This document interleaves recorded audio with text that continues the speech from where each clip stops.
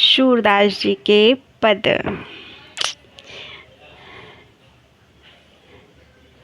कन्हैया के लिए।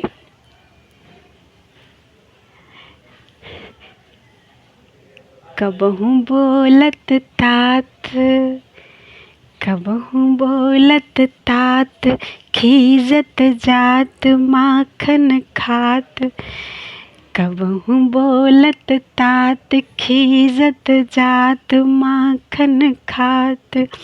अरुण लोचन भौं टेढ़ी, अरुण लोचन भौं टेढ़ी, बार बार जभात। कबहू बोलत तात, खीजत जात माखन खात। कबहू रुन झुन चलत घुटरुन, धूरि धूसर गात। कबहू रुन झुन चलत घुटरुन, धूरि धूसर गात। कबहू झुकी के अलख खींच, कबहू झुकी के अलख खींच, नैन जल भरि जात। कबहू झुकी के अलख खींच, नैन जल भरि जात। कबहू बोलत तात, खीजत जात माखन खात। कबहू तोतर बोल बोलत, कबहू बोलत तात। कबहू तोतर बोल बोलत, कबहू बोलत तात। सूर हर की निरखि शोभा, सूर हर की निरखि शोभा, निमिष तजत न मात। सूर हर की निरखि शोभा, निमिष तजत न मात। कबहू बोलत तात, खीजत जात माखन खात। अरुण लोचन भौं टेढ़ी, अरुण लोचन भौं टेढ़ी, बार बार जभात। कबहू बोलत तात, खीजत जात माखन खात। इसका अर्थ भी दिया गया है। सूरदास जी का पद है ये। यह पद राग रामकली में बद्ध है। एक बार श्री कृष्ण माखन खाते खाते रूठ गए, और रूठे भी ऐसे कि रोते रोते नेत्र लाल हो गए, भौहें वक्र हो गईं और बार बार जम्हाई लेने लगे। कभी वह घुटनों के बल चलते थे, जिससे उनके पैरों में पड़ी पैजनियां में से रुंझुन स्वर निकलते थे। घुटनों के बल चलकर ही उन्होंने सारे शरीर को धूल धूसरित कर लिया।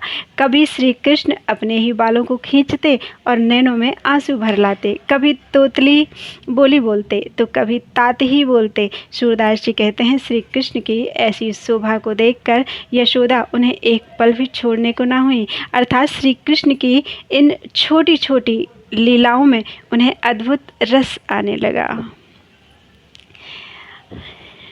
अगला पद है, चोरी माखन खात। कान्हा चोरी माखन खात, चली ब्रज घर घर नियह बात। चोरी माखन खात, चली ब्रज घर घर नियह बात। नंद सुत संग सखा, नंद सुत संग सखा लीन्हे, नंद सुत संग सखा लीन्हे, चोरी माखन खात। चोरी माखन खात, चली ब्रज घर घर नियह बात। को कहती मेरे भवन भीतर अवहीं बैठे धाई। को कहती मेरे भवन भीतर अवहीं बैठे धाई। को कहती मोहि दीख द्वारे उतहीं गए पराई। को कहती मोहि देखी द्वारे उतहीं गए पराई। को कहती के भांत हरि को देखो अपने धाम। को कहती के भांति हरि को देखो अपने धाम। हरि माखन देऊं आछो, हेरि माखन देऊं आजो खाए जितनो श्याम, हेरी माखन देऊं आजो खाए जितनो श्याम।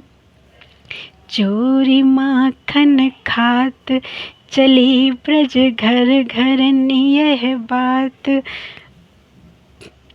को कहती में देख पाऊं भरी धरो अंकबारी, को कहती में देख पाऊं भरी धरो अंकबारी, को कहती में बांधी राखो को सके निर्वारी, को कहती में बांधी राखो को सके निर्वारी। सूर्य प्रभु के मिलन कारण करती बुद्धि विचार, सूर्य प्रभु के मिलन कारण करती बुद्धि विचार। जोर कर विधि को मनावती, जोर कर विधि को मनावती परुष नंद कुमार, जोरी कर विधि को मनावती पुरुष नंद कुमार। चोरी माखन खात चली ब्रज घर घर यह बात, चोरी माखन खात चली ब्रज घर घर यह बात। नंद सुत संग सखा लीन्हे, नंद सुत संग सखा लीन्हे चोरी माखन खात, चोरी माखन खात चली ब्रज घर घर यह बात। इसका अर्थ दिया है भगवान श्री कृष्ण की बाल लीला से संबंधित सूरदास जी का यह पद राग कान्हड़ा पर आधारित है। ब्रज के घर घर में इस बात की चर्चा हो गई कि नंदपुत्र श्री कृष्ण अपने सखाओं के साथ चोरी करके माखन खाते हैं। एक स्थान पर कुछ ग्वालिनें ऐसी ही चर्चा कर रही थी। उनमें से कोई ग्वालिन बोली कि अभी कुछ देर पूर्व तो वह मेरे ही घर में आए थे। कोई बोली कि मुझे दरवाजे पर खड़ी देखकर वह भाग गए। एक ग्वालिन बोली कि किस प्रकार कन्हैया को अपने घर में देखूं, मैं तो उन्हें इतना अधिक उत्तम माखन दूं जितना वह खा न सके, लेकिन किसी भांति वह मेरे घर तो आए। तभी दूसरी ग्वालिन बोली कि यदि कन्हैया मुझे दिखाई पड़ जाए तो मैं उसे गोद में भर लूं। एक अन्य ग्वालिन बोली कि यदि वह मुझे मिल जाए तो मैं उन्हें ऐसा बांध कर रखूं कि कोई छुड़ा ही ना सके। सूरदास जी कहते हैं कि इस प्रकार ग्वालिनें प्रभु मिलन की जुगत पिठा रही थी।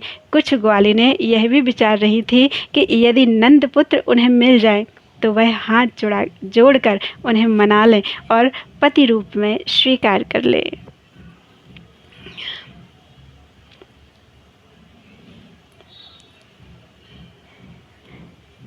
बोलो वृंदावन बिहारी लाल की जय।